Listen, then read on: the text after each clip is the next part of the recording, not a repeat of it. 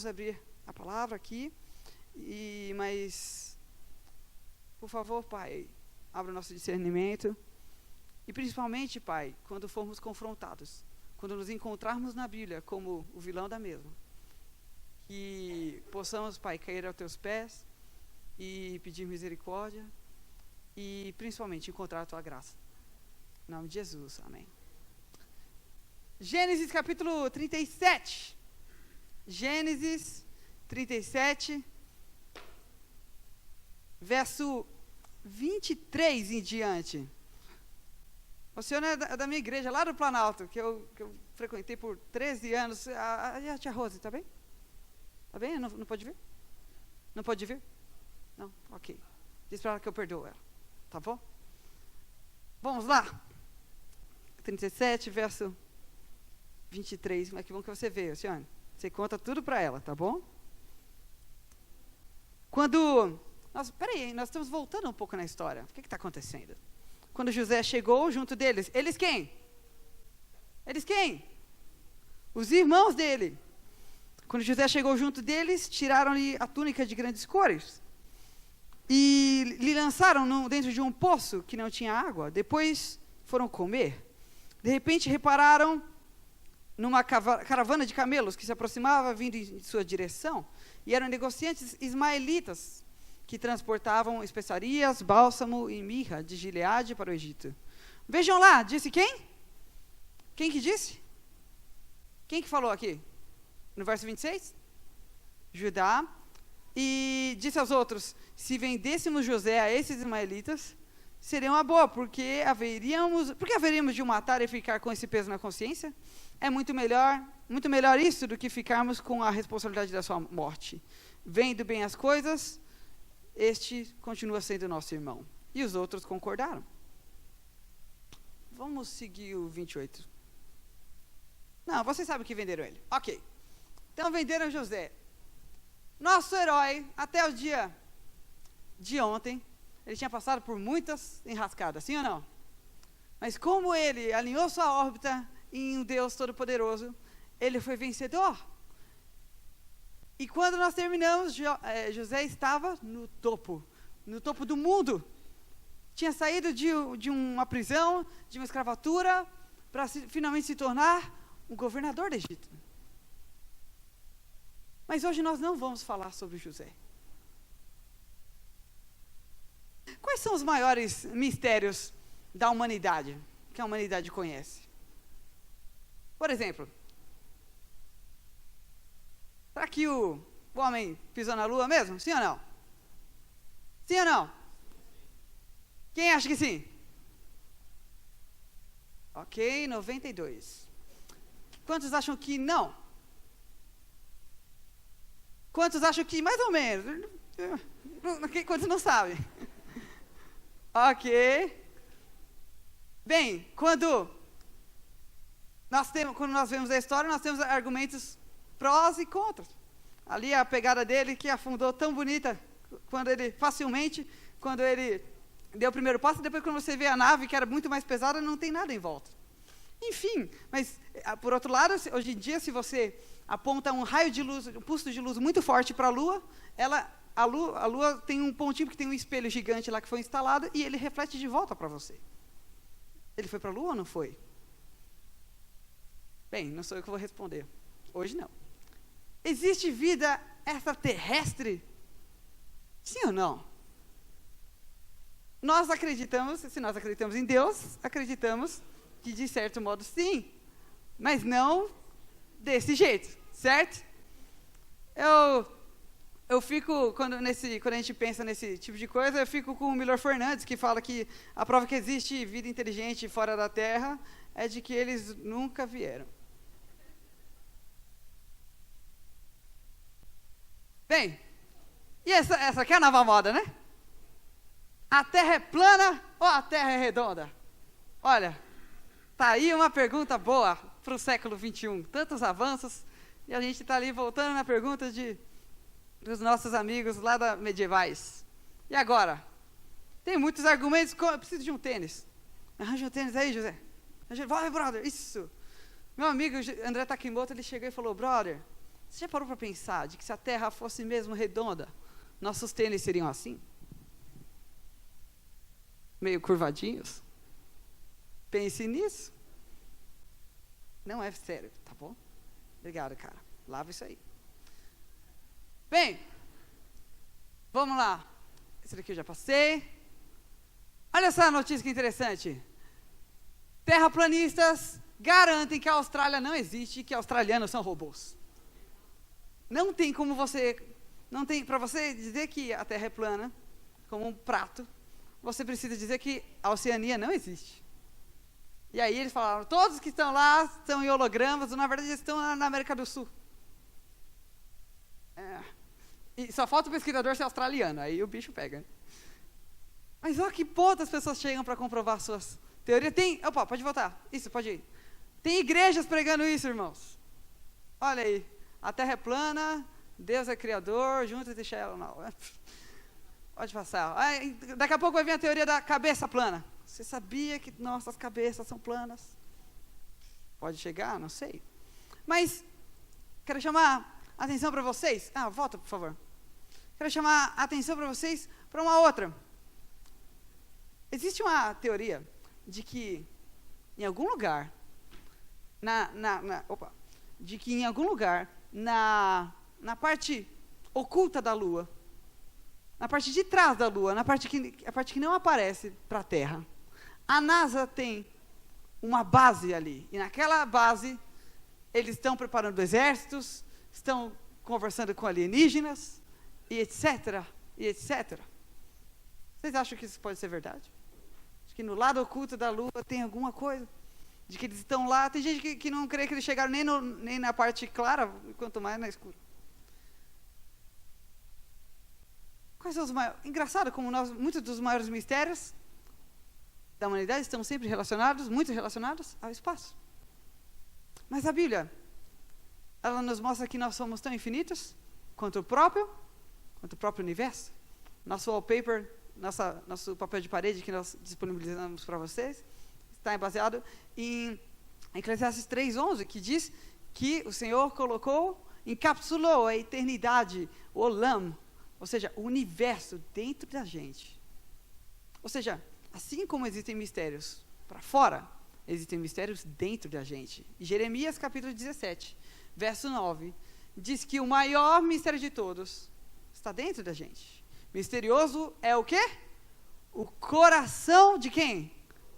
O nosso coração, mais do que qualquer outra coisa. O maior mistério da humanidade está dentro de você. Nossa luta interior. Este é o maior mistério. Hoje nós não vamos falar sobre José. E talvez você não esteja, principalmente você que veio todos os dias, deve estar brava comigo. Max, mas a gente está estudando todos os dias sobre José, você disse que a gente ia seguir e tal. Mas, olha o capítulo 37 de Gênesis. Capítulo 37, algumas Bíblias têm subtítulo. O que ela está escrita? O sonho? O sonho de José. José é vendido pelos seus irmãos.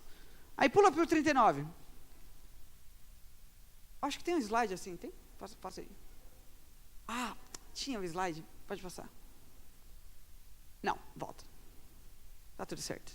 Então, indo para o 39, o que acontece? José e a mulher de Potifar, na minha versão. José no Egito. Mas sempre que a gente lê a história de José, nós pulamos o capítulo 38. E no capítulo 38, José sequer é citado. Mas o autor, Moisés, achou interessante colocar, achou que era muito importante colocar essa parte.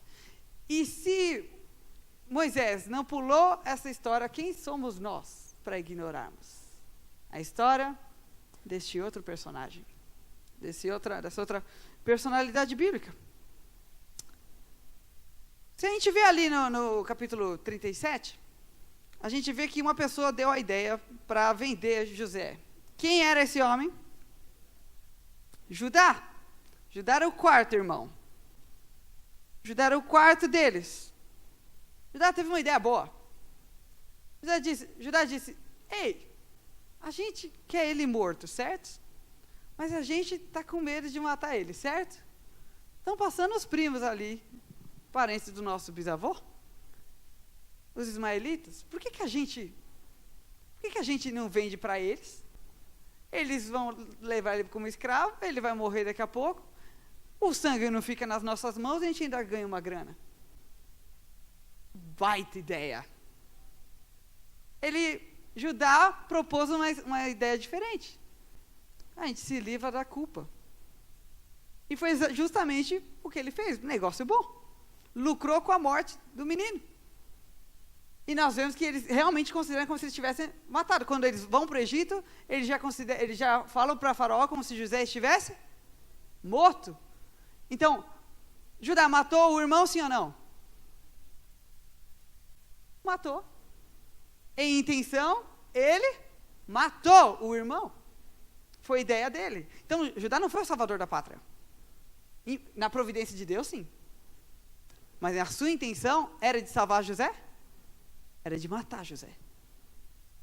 E eles achavam que iam se livrar de José para sempre. Mas sempre que eles olhavam, o pai cabisbaixo. Ali, olhavam aquele canto da mesa, que nunca foi preenchida. Eles eram assombrados por José. Cada dia eles se lembravam do que eles tinham feito, porque o lar deles nunca mais foi do mesmo jeito. O pai nunca superou aquilo. E por mais que eles lavassem suas mãos, eles sabiam que as mãos deles estavam cobertas de sangue. 10 dos irmãos estavam assim, 9, né? Porque Benjamim não sabia. Mas Judá estava tranquilo. A gente não matou. A gente não matou ninguém. Quem matou foi o outro. Ele joga e transfere a responsabilidade para o outro. Está tudo certo. E o tempo passou. Ele foi lá, em outra cidade. Eles sabiam muito bem que Deus tinha preparado uma linhagem real para eles. Queriam um povo escolhido, imaculado, que se preocupasse com as coisas de Deus. Mas Judá foi diferente. Arranjou uma esposa em outro lugar. Teve 3 filhos com ela. 3 filhos homens. E aí o primeiro se casou, tal, só que Deus não se agradava daquilo. E no capítulo 38, Deus mata o filho mais velho. E aí sobra a esposa. O nome da esposa, alguém sabe o nome da esposa? Tamar. Tamar era a esposa do primeiro filho. E aí havia um costume chamado levirato. E no levirato, que quer dizer levir, quer dizer cunhado, era tipo um seguro de vida. Se morresse o homem, a esposa ficava com o cunhado. Na época era assim. Então, Tamar passa para o segundo filho. Mas aí, Deus também se aborrece dele e mata ele também. Depois que morre a segunda esposa, o segundo marido, o segundo filho de Judá, Judá começou já a achar que a culpa era de quem? Era de Tamar. E ela falou, agora eu vou casar com o seu terceiro filho. Ele falou, opa, dá uma segurada aí. Ele está muito novo. Menino de tudo. Vamos esperar ele crescer. Depois de uns anos ela chegou, então, seu filho já está crescido, está na hora dele me casar, eu preciso de sustento. Ele é muito menino ainda. Pai, eu tenho 37 anos. Cala a boca, menino. Muito menina ainda. Tamar começou a perceber que estava enrolando ela. Ela começou a perceber que ela tinha sobrado. E ela estava desesperada. Só que o tempo passou e a esposa de Judá morreu. Todo mundo morrendo nessa história. Não sei se tinha dengue na época. Se tinha campanha. Mas a galera estava morrendo. E ela também morreu. Então, Tamar teve uma ideia. Judá, se você não quer que eu case com seu filho, casa eu com você. Ele falou, matou meus filhos, agora você quer me matar. De jeito nenhum. E ela não sabia mais o que fazer, ela ficou desesperada. Judá começou que gostava, você percebeu que ele estava enganando ela. Se você perceber, Judá é o rei do Miguel, até o capítulo 38. E ele dá um migué, ele fala, pessoal, vou pastorear umas ovelhas numa cidade ali e já volto. E aí, ele vai encontrar uns amigos numa terra barra pesada. Ele vê a primeira prostituta que ele vê no caminho e fala, e aí, quanto é que tá o programa? Aí ela fala, vamos nessa. E aí ele fala, você aceita cartão de crédito? Eu aceito. E aí ele fala, porque eu não trouxe nada, mas eu posso te pagar um cordeiro. Aí ela fala, mas você não tinha saído para cuidar de cordeiro? Como é que você sabe? Não sei. Ela estava com um véu. Que cobria o rosto dela, só deixava os olhos. Aí ele olhou, ela cobrindo o rosto, deve estar com bafo. Mas, tudo bem. Quanto é que está o programa? Vamos fazer assim, eu te pago um cordeiro, um cabrito, depois passo aqui amanhã, mesmo dia, mesmo horário, e aí está tudo certo. Beleza. E aí eles foram para algum lugar, a Bíblia não fala, tinha algum lugar, um motel, foi na moita, não fala. É o vulgo moitel. Não sei como era na época, mas o fato é que um se aproveita do outro. E ela pega uma garantia. Ela pega o RG dele, que na época era um colar, e ela pega o cajado dele. Beleza. O tempo passa, deu 3 meses, Tamar está grávida. Judá ficou feliz da vida, falou, agora eu tenho justificativa para chutar essa mulher daqui de casa. Chuta ela de casa, toda a vizinhança começa a ver, e ele humilha ela na frente de todo mundo, é vagabunda, é piranha, não presta, que é família cristã, amiga, tem família cristã, vai chegar aqui, vai fazendo graça, não é assim bagunçado, não. Aqui é cristão, nessa casa. Ela fala, você vai fazer o quê? Eu vou te queimar viva aqui, você merece isso, que é casa de cristão. Aí ela fala, por que você não queima também o pai da criança? Quem que é o pai da criança? É o dono desse RG aqui, ó. Ela era prostituta disfarçada. Ele tinha voltado no outro dia para devolver e ela não estava, e não tinha ninguém. Falaram, cadê a prostituta que estava aqui? Não tem ninguém. Aí falaram, deve ser tipo Uber, ficar rodando. Mal sabia ele que ela era a prostituta. Judá era o pior tipo de legalista que existe. Judá era a pior espécie de cristãozinho que existe. Ele só via o erro dos outros e ele estava entupido de pecados. Judá era o cara que agredia a esposa o dia todo. Chegava de noite, saía e dava estudo bíblico. Judá era o cara que dormia com a namorada na sexta e no sábado vinha cantar no louvor. Judá era o cara que criticava a bateria na igreja, mas todas as músicas que ele escutava tinham bateria.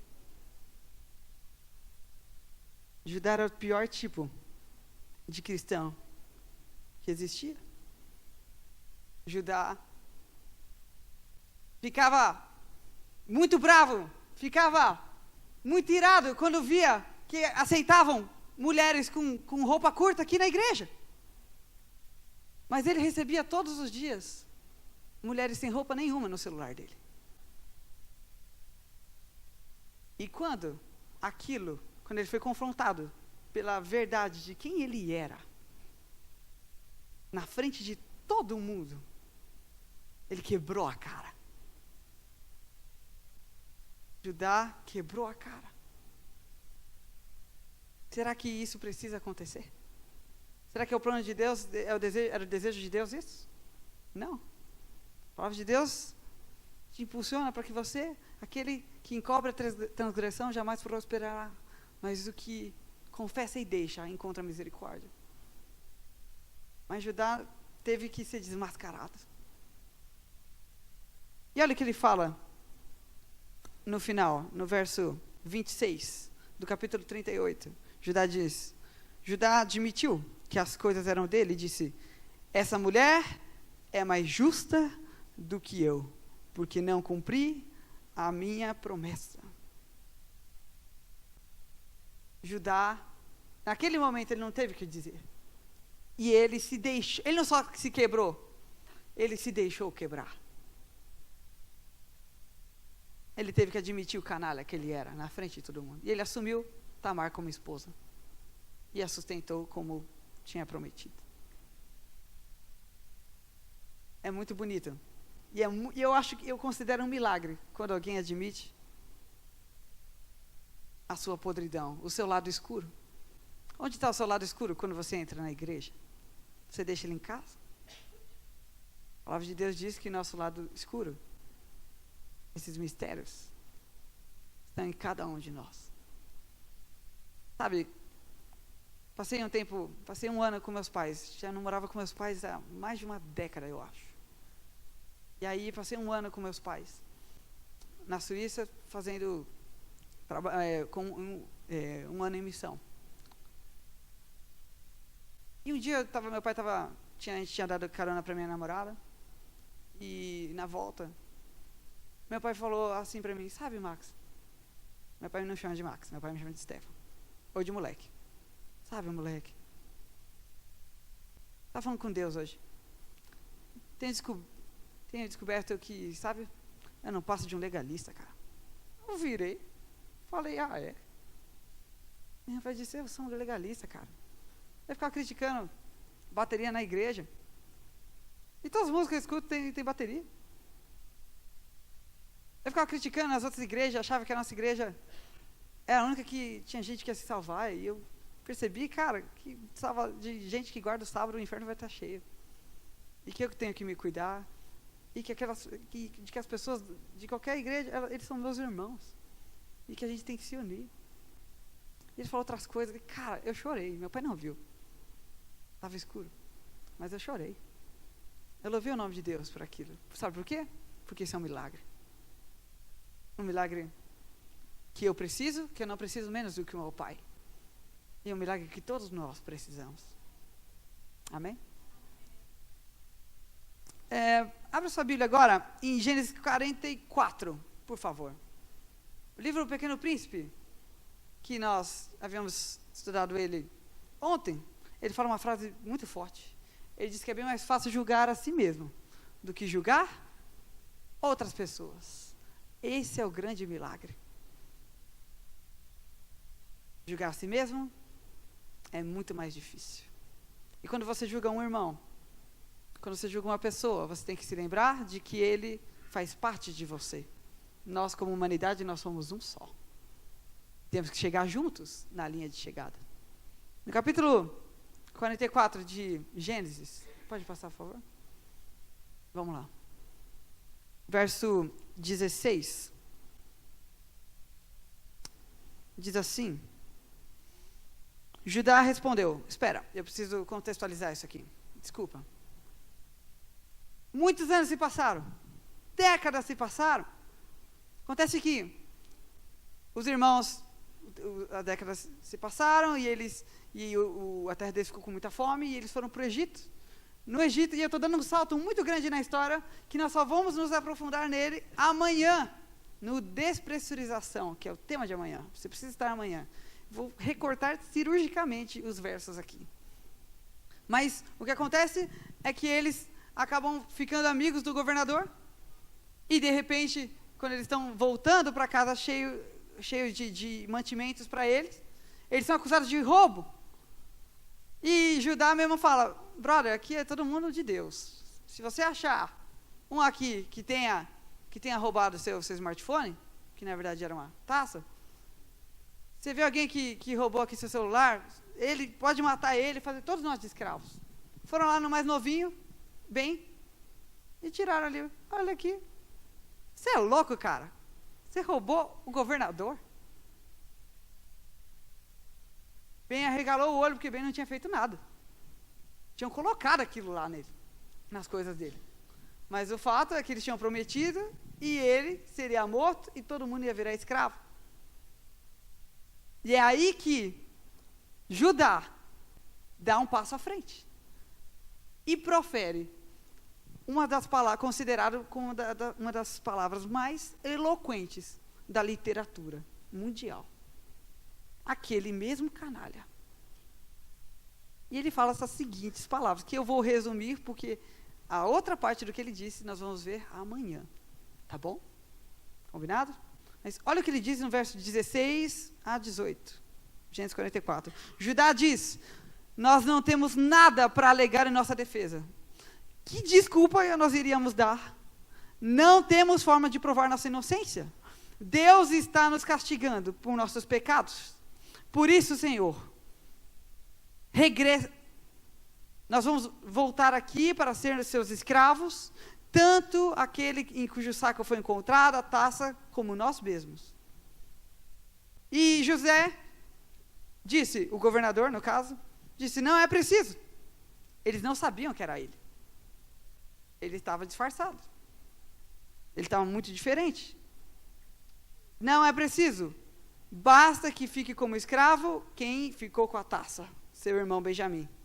E os outros podem voltar para casa. Ele deu uma aliviada. Olha o que Judá diz. Judá se aproximou e disse, meu senhor, deixa-me explicar só mais isso. Tenha paciência por um momento. Nós bem sabemos que tem tanto poder como o faraó. E ele fala todas aquelas palavras. Mas vamos para o verso 33. Por isso te peço, insistentemente, que me deixes ficar como escravo. E deixe o moço regressar com seus irmãos. Porque não serei capaz de chegar junto ao meu pai sem aquele moço. Não posso de maneira nenhuma assistir ao que inevitavelmente lhe acontecerá quando isso se der. De repente, Judá se isola na história. Judá sempre queria sair ganhando. E ele tinha conseguido. Porque o governador disse, vai todo mundo embora, eu só quero o menininho. E ele fala, não. E os irmãos até estranham. O primeiro a querer escapar seria Judá. Judá gosta de sair ganhando com as coisas. Ele também nem vai muito com a cara do menino que é mimado. Judá disse, ei, deixa ele embora. Me mata, me escraviza, faz o que quiser comigo.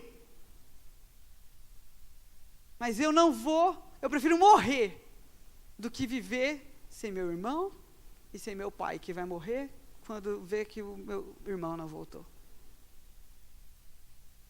Deixa eles irem embora. Faz o que quiser comigo. Esquece de mim. Faz o que quiser comigo. Se vinga. Coloca toda a sua raiva em cima de mim. Aí deixa o menino. Quando Judá preferiu morrer do que viver sem eles, aquilo quebrou José. E ele se revelou, e assim como Tamar antes havia se revelado, eu que era prostituta, a classe mais baixa de pessoas que havia naquela sociedade, ele vem e diz, eu que sou o governador, eu sou o menino que você tentou matar, eu sou José. No caso de Tamar, Judá era culpado, mas ele agiu como se ele tivesse certo. E agora, por primeira vez ele está certo, ele age como se ele fosse o culpado. O que aconteceu com Judá? Judá estava cheio do Espírito Santo. Judá estava cheio de abnegação. Judá abriu para Deus o seu lado escuro. Confessou a Deus o canalha que ele era. E aquele lado se encheu da luz do Espírito de Deus também. Judá passou de acusador, que ele sempre foi, de ver sempre o defeito nos outros. E ele se tornou o intercessor.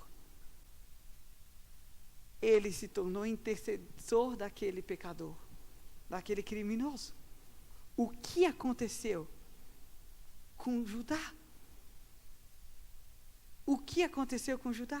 Ele tomou sobre si toda a responsabilidade. Tomou sobre si tudo que havia de ruim. E disse, purifique eles. Mas que eu seja podre. Eu sei que eu sou podre. Me deixa fazer uma coisa certa uma vez na minha vida. E foi aquilo que quebrou José. E foi aquilo que mostrou, você mudou, cara. Vocês mudaram. E eu quero mostrar para vocês uma parte interessante da Bíblia. Vamos para Gênesis 49. Eles foram poupados. José era o governador e trouxe todos eles para serem salvos no Egito. Todo aquele povo. E a palavra de Deus fala que foi Judá que estava na frente. Judá que conduzia as pessoas. Quando o tempo vai passando, 17 anos depois, Jacó, o pai deles, está no leito de morte. Quando ele está nesse leito de morte, acontece que ele, cheio do Espírito Santo, faz uma poesia e chama todos os irmãos para ver. E naquela poesia, ele conta o destino de cada um. Ele os abençoa, ele dá herança para cada um deles. Alguém se lembra quem era o primogênito de Jacó? Rúben. Rúben era o primogênito, mas ele tinha se deitado com uma das mulheres do pai, e ele perdeu a primogenitura. Levi e Simeão tinham sido violentos e exterminados uma cidade de Siquém e dado vergonha para a família, e eles perderam também. Judá tinha sido canalha também com Tamar. Mas vamos ver o que a Bíblia fala sobre ele. Gênesis 49, verso 8 em diante. Judá,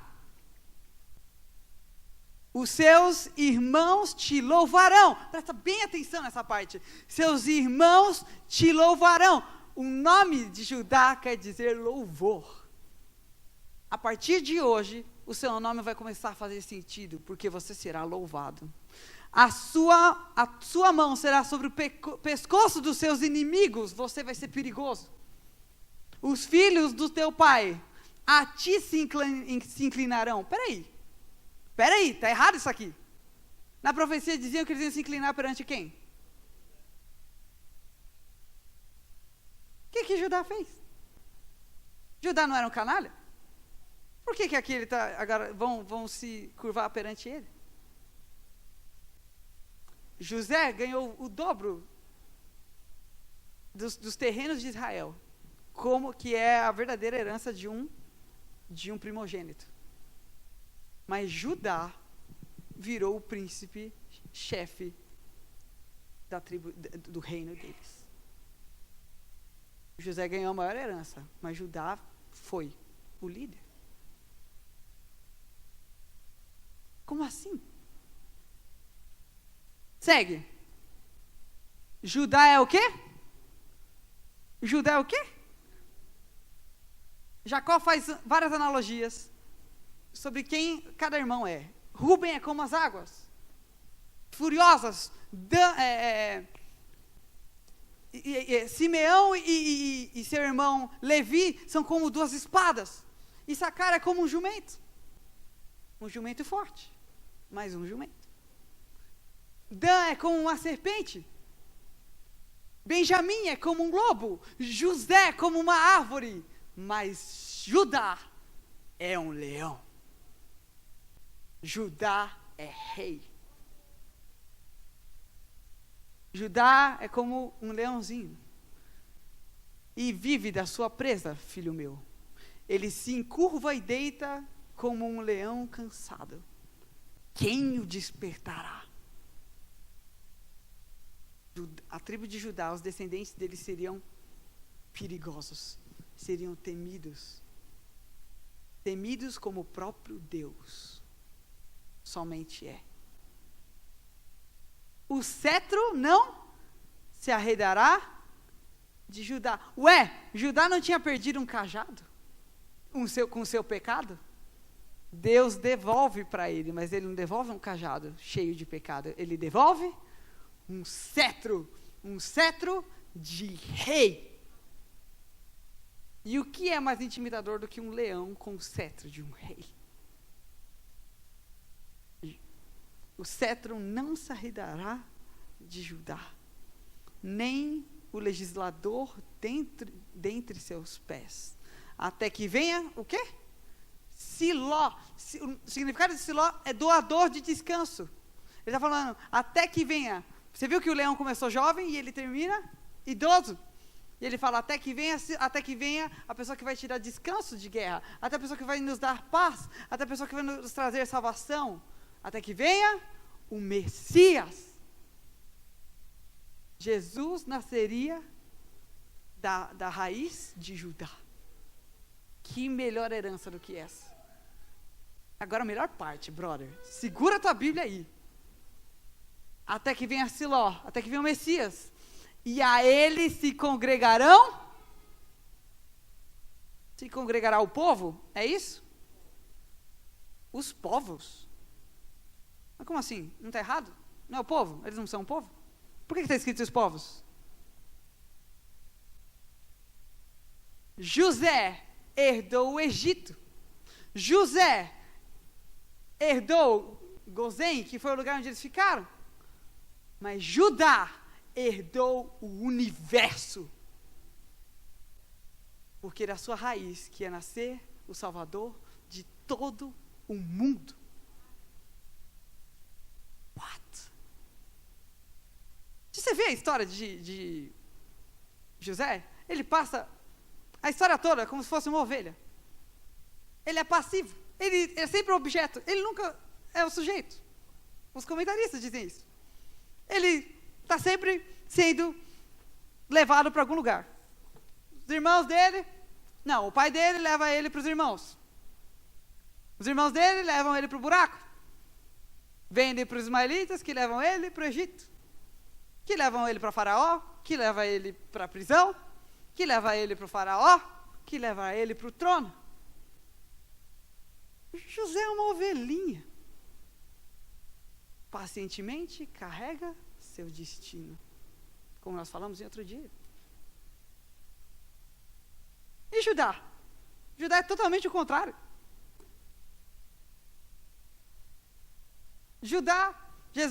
José perdeu as vestes. Judá entregou as vestes para a mulher, entregou o RG, entregou, por que você não fica com tudo? Calça, cueca, fica com tudo para você. José foi tentado e correu da tentação. Judá viu a primeira prostituta e falou, e aí, beleza? Tá quanto?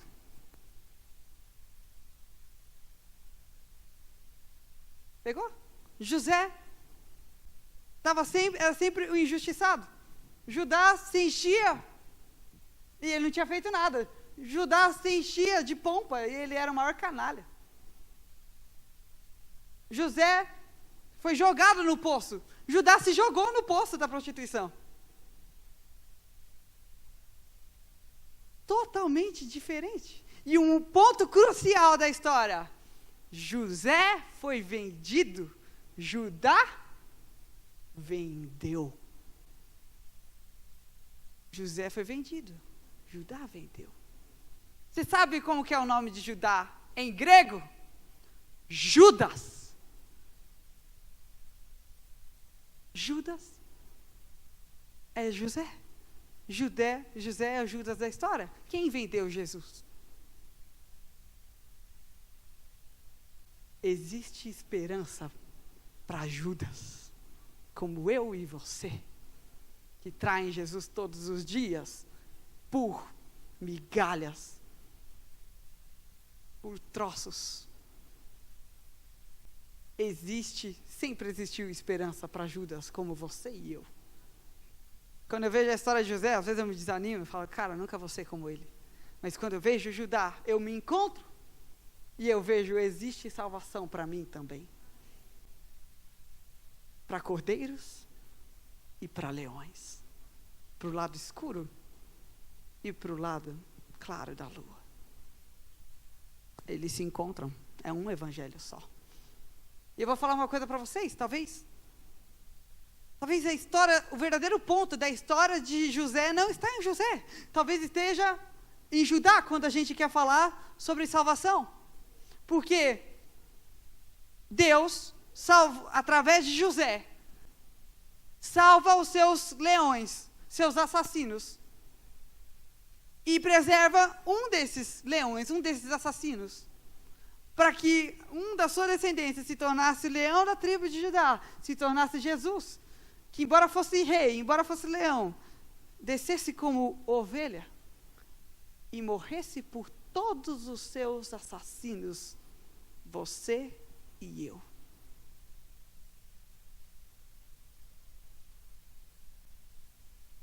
E nós finalmente nos encontramos nessa história. Pessoas que vendem Jesus por trecos. Existe esperança para nós, irmãos. Existe esperança para canalhas como eu e canalhas como você.